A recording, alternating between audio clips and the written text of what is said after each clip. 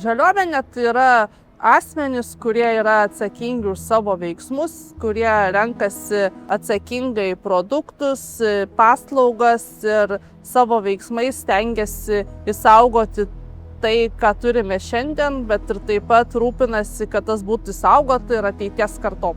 Elektriniai autobusai užima vis didesnę vietą tiek savivaldybėse, rajonuose, tiek ir didžiuosiuose miestuose.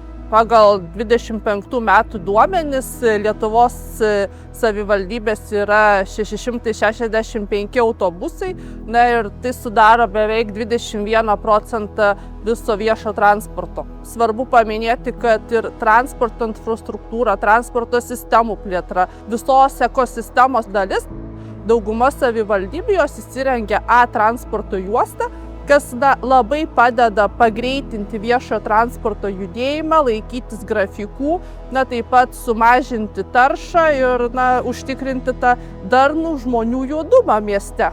Dviračių naudojimas džiugina ir aišku prie to labai prisideda dviračių infrastruktūros plėtra, nes kiekvienais metais apie 100 dviračių takų yra įrengiama visoje Lietuvoje. Dviračiai populiarėja, jie gali žmonėms suteikti tą didesnį judėjimo laisvę ir matome, kad lietuviai vis tik tai pereina prie to žalumo, renkasi tvarumą, efektyvumą ir tą geresnį infrastruktūrą, kad atliepti savo poreikius. Ir svarbu paminėti, kad ES investicijos atlieka tikrai didelį vaidmenį šioje transporto infrastruktūros plėtroje, nes be jų, ypač mažosios savivaldybės, tikrai negalėtų to padaryti.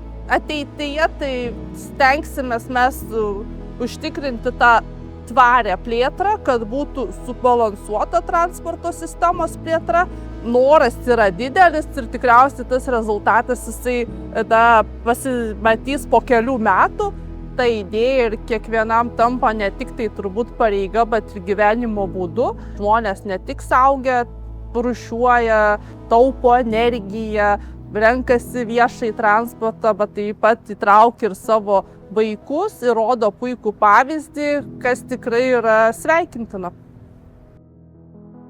Žaliam name, žaliam eisme, prie žalio parko bendraminčiai žaliai gyvena. Prisijunk prie žaliuomenės ir tu. Daugiau informacijos esinvesticijos.lt